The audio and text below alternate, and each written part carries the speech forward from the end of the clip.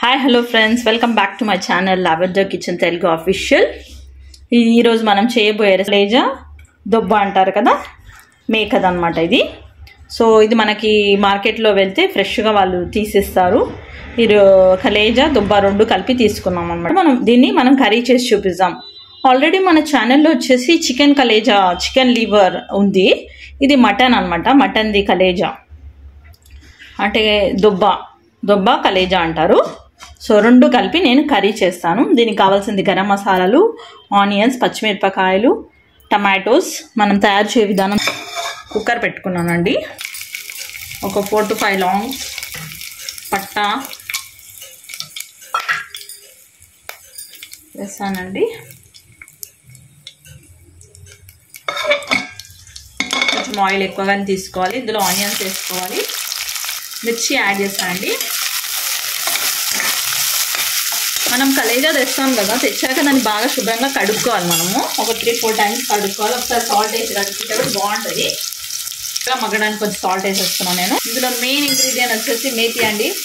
Non వెజ్లో మెంతం కూర వేస్తే చాలా బాగుంటుంది. ఇది వాటర్లో బాగా శుభ్రంగా కడుక్కోవాలండి, ఎందుకంటే మట్టి ఉంటుంది, సన్న మట్టి ఉంటుంది, ఇసుకలా ఉంటుంది. అందుకని చూసి బాగా కడుక్కొని వేసుకోండి.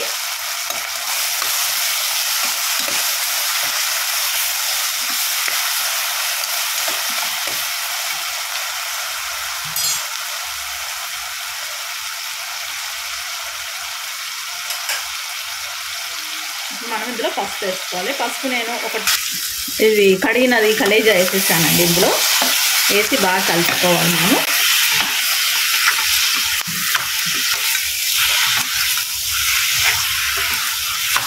దీన్ని ఎక్కువగా ఆయిల్లో చాలాసేపు బునాయించదు. ఒక 5 minutes చాలా ఎనఫ్. ఎందుకంటే ఎక్కువ బునాయించారనుకోండి స్ట్రాంగ్ అయిపోతాయి అన్నమాట, ఉడకవు మళ్ళా. అందుకని చూసుకొని కర్రీ ప్రిపేర్ చేయండి. చాలా బాగుంటుంది ఈ కర్రీ. రైస్లో అయితే సూపర్ ఉంటుంది, చపాతీలో కూడా బాగుంటుంది. కొంచెం కరివేపాకు వేస్తున్నాను అండి. ఇది ఆప్షనల్, మీకు కావాలంటే వేసుకోండి, లేకపోతే స్కిప్ చేయండి. వచ్చేసి మిర్చి పౌడర్ వేస్తున్నాను. కొంచెం స్పైసీ ఉండాలండి, చూసి వేసుకోండి. మీరు మీ అకార్డింగ్ వేసుకోండి.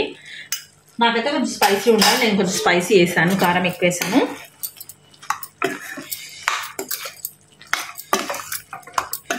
చూడండి, కర్రీలోకి వాటర్ రిలీజ్ అయ్యాయి. ఇదో మీరు ఆనియన్స్ తోటే వేసుకోవచ్చు. నేను ఈ పాయింట్ ఆఫ్ టైంలో వేస్తున్నాను.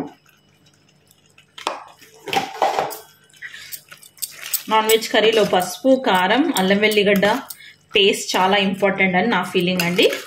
పేస్ట్ వేసాం కదా, కొద్దిసేపు బాగా స్మెల్ పోయే వరకు మగ్గనిద్దాం. కర్రీ మంచిగా ఉడుకుతుంది కదండి. ఇప్పుడు వచ్చేసి ఈ పాయింట్ ఆఫ్ టైంలో ఒక 4 టమాటోస్ తీసుకున్నాను నేను, ఎందుకంటే నాకు కొంచెం గ్రేవీగా కావాలి. 4 టమాటోస్ వేస్తున్నాను.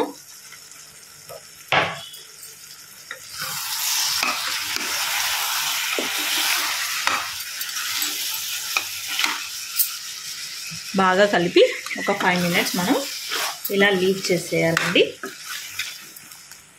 తర్వాత మనం వాటర్ వేసి మూత పెట్టేద్దాం. వచ్చాయి మనకి, టమాటో వేసాం కదా. ఇప్పుడు కొంచెం వాటర్ వేసి ఉడకబెడతాను నేను. ఇది ఉడకడానికి కొంచెం టైం పడుతుంది కలేజా. సో 3 to 4 విజిల్స్ ఇప్పిస్తాను. ఇప్పించిన తర్వాత చూపిస్తాను మీకు.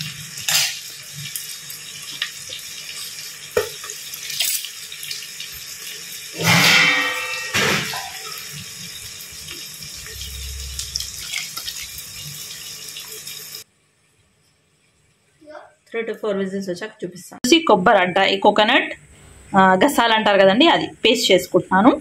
ఇది కర్రీ విజిల్స్ వచ్చిన తర్వాత మనం అందులో వేయాలి. లాస్ట్కి చూపిస్తాను. మనం ఆల్రెడీ పేస్ట్ చేసి పెట్టుకున్నాను కొబ్బరి గసాలు, ఇందులో వేసేస్తున్నాను నేను. అది కొబ్బరి గసాలు ఉంది కదా మిక్సీ, అదే మిక్సీలో వాటర్ వేసి వేసేసాను. ఇలా ఉంటుంది. ఫ్రెష్గా మనం ఇంట్లో పేస్ట్ చేసుకున్న ధనియా powder, just half garam masala, ఎందుకంటే ఘాట్ ఎక్కువైంది అనుకోండి పిల్లలు తినలేరు కదా, అందుకే కొంచెం వేసాను నేను. ఫైనలీ కొరియాండర్ వేసి మళ్ళీ ఒక 1 విజిల్. చూడండి, కలేజా కర్రీ రెడీ అయింది. కలేజా దుబ్బ రెండు కలిపి చేశాను. సో ఇది వచ్చేసి మనకి ఆఫ్టర్ మళ్ళీ 2 విజిల్స్ ఇప్పించిన తర్వాత ఇలా అవుతుంది కర్రీ. ఇందులో పీసెస్ వచ్చేసి దొబ్బ వచ్చేసి మెత్తగా ఉంటుందండి, కలేజా అనేది గట్టిగా ఉంటుంది, అంటే తినడానికే. కొందరేమో మెత్త పీసెస్ తినడానికి ఇష్టపడతారు, కొందరు గట్టి పీసెస్ తినడానికి ఇష్టపడతారు. ఓవరాల్గా కర్రీ అయితే రెడీ అయిందండి. ఇలా ఉంటుందండి.